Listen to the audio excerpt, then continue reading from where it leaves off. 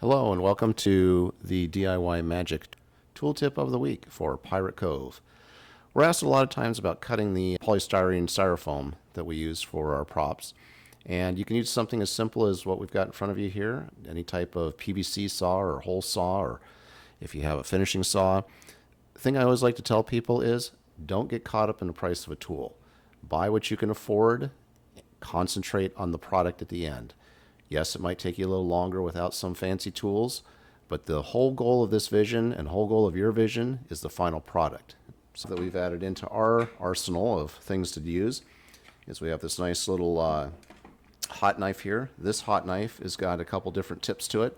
This one that we have on it right now allows us to do detail work like on tombstones, or if we're making extra details of lettering, things of that nature. That's what this tool is great for. Our main tool that we go to for cutting, budget yourself to do it. Get yourself a good quality hot knife. Yes, when you're cutting the foam, you want to do it outdoors as the gases in the foam are a little toxic. In Pirate Cove, the background where the window is, we cut that whole thing in about 20 minutes. Handsaw, we could have done it. Would have been some more roughed edges. Would have meant that we would have had to sand some things some more. The hot knife here, both these hot knives leave a great edge. Not quite ready for paint, but this is our tool tip of the week. Yo ho, a pirate's life for me. We pillage, we plunder, we rifle and loot, drink up, be hearty, yo ho.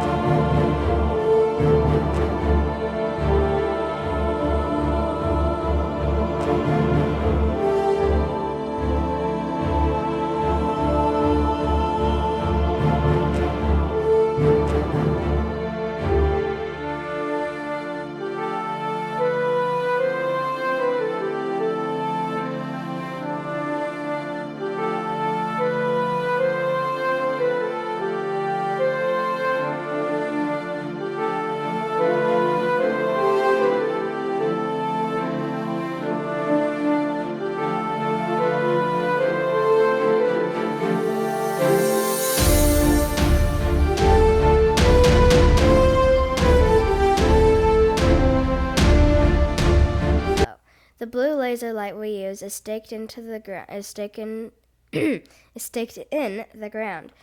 The laser is about 5 inches above the ground, and the chilled fog will lay closer to the ground. The fog breaks up the laser light, making the illusion of moving water. A green laser is also available for those creepy graveyard or zombie scenes.